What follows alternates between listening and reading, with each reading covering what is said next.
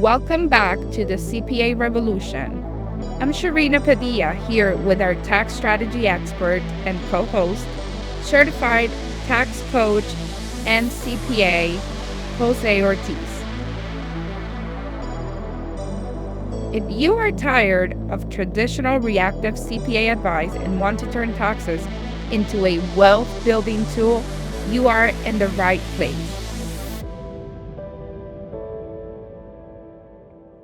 Hi, Jose. Good morning. This is another session of the CPA Revolution, and I'm so excited to spend another few minutes of my week with you and learn more about the new regulations and specific sections of the code that really could make a difference, especially when we're looking to exit a business efficiently. We got a good one today. This is one of my favorite ones. This is section 1202 that we're going to be talking about. We're going to talk about what that means. What is 1202? Who does it work for? What changes came up with the 2025 OBA? And then basically kind of give you guys an example and show you how it works. Yes, I think that's one of the most important things that as entrepreneurs we miss. We don't realize the way you're set up and timing your exit can be worth millions in tax savings. So I can't wait. So tell us, what is section 1202? Right. So section 1202 is actually qualified small business stocks. So what does that mean? That means that for certain types of businesses, they meet the requirements. We're going to go over that in a second. You can basically exempt, and this is currently up to 10 million in 2025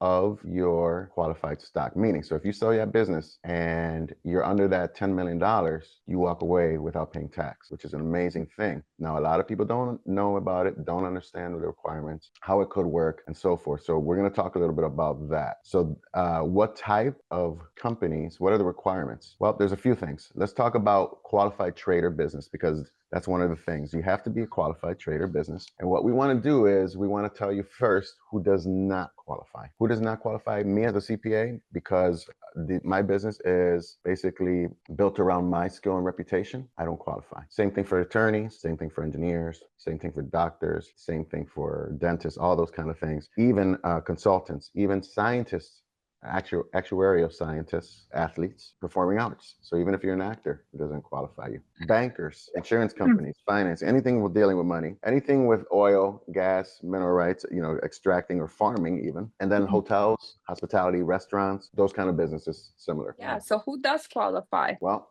software, manufacturing does qualify. Biotech and pharma, right? Those qualify. Hardware, Internet of Things, medical devices. You're going to see all this stuff, obviously, in the next 10 years as our society gets older. Those clean tech, energy equipment, components, all that stuff, they qualify as well. So it's a pretty strict standard. Does that mean that you're disqualified if you're one of these? No, because again, Sharina, as you know, it's not what you qualify for, it's how can we qualify you. That's how you distinguish a good CPA from a reactive CPA.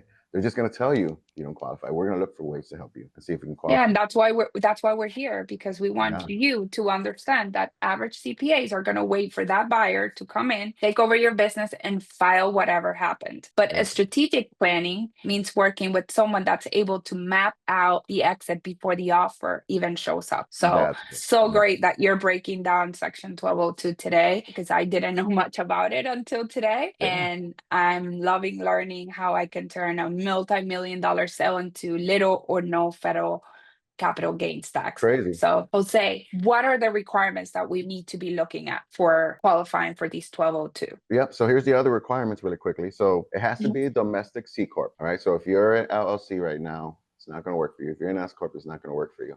Can we do a conversion? Maybe, if that's what kind of fits in your cards. If that's, this is why it's so important to have goals, because you understand how, where you want to get to. So if basically that's something that maybe a C-Corp would work for you along the way and help you save tax there, because we don't want to do things just to accomplish one thing, right? So we want to make sure if we're going to convert you to C-Corp, there's actual other benefits for you as well. So C-Corp is one. Original issuance, meaning I can't buy Sharina's business and then try to qualify for QSBS sale. Can't do that. It was not an original issue for me. It has to be an active active business. Now, what does the IRS mean by active business? 80% of your business's assets need to be actively participating, engaged in business activities. And then there's a no redemption rule, meaning I can't sell the stock and then buy it back and then try to qualify for 1202. There's some requirements there. There's like a 4-year period that we have to kind of consider and so forth. So that's getting into the weeds a little bit, but those are the general requirements for QSBS. So let's talk about where we currently are and what's changed with the OBBBA.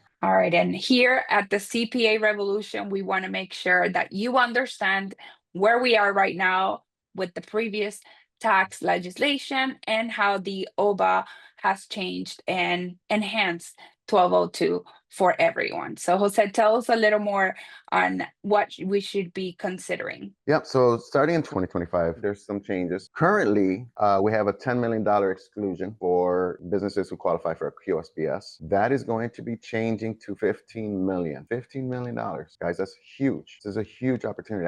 I get excited about it. I'm not even in a position, but I'm excited for you guys. Because if you guys can reach out to us and start kind of thinking about these things, this is a massive opportunity where we can help tons of people. So that's one thing. Now, yes, they increased it to 15 mil, but here's the other thing. They redefine what a small business is. So it used to be that to qualify for QSBS, a small business will be defined as $15 million in assets or below. They're increasing it to 75. So you can be bigger and still qualify for this, guys. It's crazy. And then here's the other thing. The other thing that I love is it used to be that we used to have to hold it for 5 years. Well, you still can hold it for 5 years and you're going to get 100% exclusion.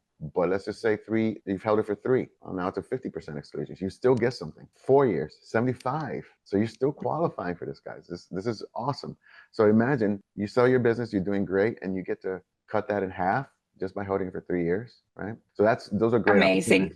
All right. So if there's anything to take away from this conversation, it's that 3, 4, and 5-year timeline under the OBA.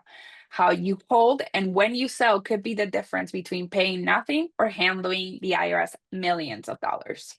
But it gets better. The cherry on top is something called section 1045. So 1045 basically is, think about a 1031 exchange. You're familiar with that in the real estate space, right? You sell off a property, right? You want to defer the capital gains. You get into something of equal or greater value. You defer the capital gains, right? So you're going to be paying that tax later. You defer it. There's something like that for business, basically. And the criteria is lesser. So you could hold this for 6 months and be able to qualify. So can you imagine? Let's just say in a case where there's a consultant, right, who does not qualify for 1202, right? But he also has maybe a software product, right? And they're all under the same business. And we go in there and we say, hey, you've had this business for 5 years and you have this software. We could break this. What if we were to help you save money in tax by splitting, right, carving out that software business, putting it in a C-Corp because it's doing really, really well. And we save money on tax there. Only at 3, 4, 5 years. Now, of course, 1202, you're going to be paying the tax on that. But what if we brought 1045 in there, right? The requirements, like I said, you hold it 6 months. Right. What if you weren't ready to quit? Maybe you want to leave that business, but you want to get into something else. You want to acquire something, another QSBS type of business. We can defer the capital gain from that side of the business, your consulting business, by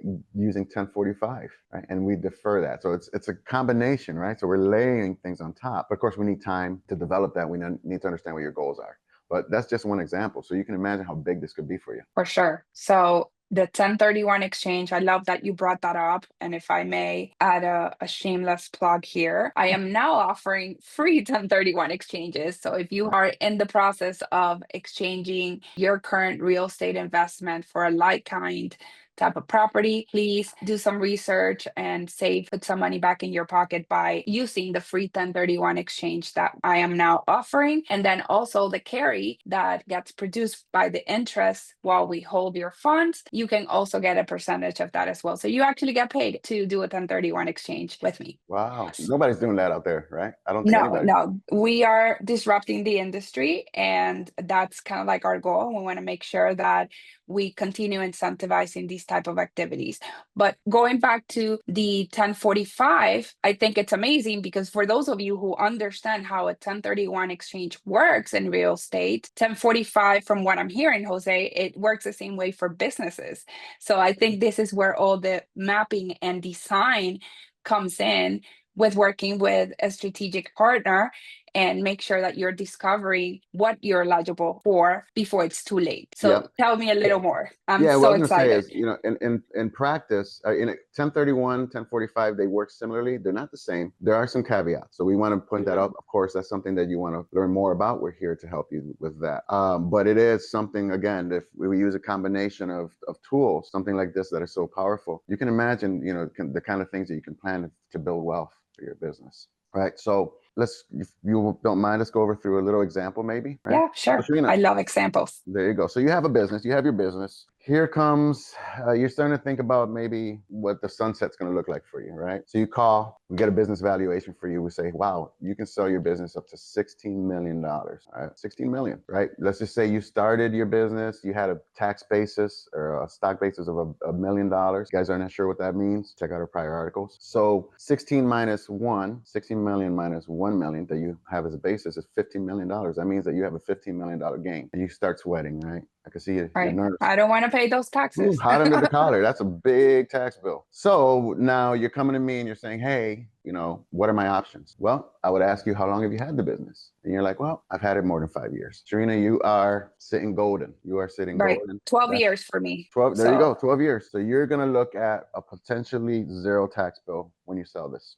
No capital, long-term capital gains. What if you're like, well, I just started this 3 years ago. Well, all is not lost. You still get a 50% exemption. 4 years, 75. So you can imagine. So there's now, instead of just all or nothing, the IRS has kind of sweetened the deal and said, hey, everybody can participate. What if you tell me, hey, unfortunately, I have this going on or this going on and I need to get out of the business. I have not had it 3 years. 1045. Then we start looking at 1045 and seeing that's an option for you, right? So you see, when you work with somebody that's strategic and that kind of thinks long-term, and we talk with you about your goals and where you're at, it's just a question of how we can make it work for you. Right. So we're seeing 1045 kind of like a backup plan, right? And obviously there needs to be some consideration there on like what type of entity and how we can design it to be a good fit for what we're trying to accomplish. I consider it like a tool belt. I have different little things in my tool belt. So if you can't qualify this, okay, well, let's take a look at this and see how we can get you in this and so forth. All right. So what is the next section after the... I think we're good. All right. So to recap what we've discussed today, that you just need to know the rules of the game and you just need to stay away from just using the easy route, which is just filing your taxes and documenting what has happened in the past. You need to design it to win, right? Yeah. And when it comes to your future exit, average isn't not good enough. It's freaking expensive. So we need to use these tools in Jose's tool belt and make sure that you are making the best decisions for you. Jose, how else can we learn more about these section and other sections, or how can we get a hold of you? Well, as you know, every video we always have an article for, and that's always in Substack. So if you're not following me, go ahead, please follow me, because not only do you get that, not only do you get to read the article, but then also in the chat, I also put supplemental materials that can deliver value. Sharina, I'm going to be putting your link for the 1031s, for example. We also engage with our clients, not our clients, our readers. So basically that means, look, I know not everyone has time or can afford to look for a CPA that delivers value. But this is what this chat's for, right? So if you have a question about what we're talking about, you have a question in general, put it in there. I'm the guy that you don't have to pay for just to get, some kind of help. So that's what we're here for. We're helping the community. So feel free to put, ask whatever kind of questions, whether it's related to 1245, 1202, whatever it is that we talk about here. Feel free, because this is how you kind of get moving, and this is how you can get the help you need. Yeah, we just have to get started, and it's great that we are on this mission to impact and enrich people's lives. Right. And we're just sharing some golden nuggets for your use, and it will be up to you to see what you do with those. Exactly. Thank you so much for watching and listening to us. We appreciate you. Make sure you like, share, and comment. We appreciate all of your support. Have a great one.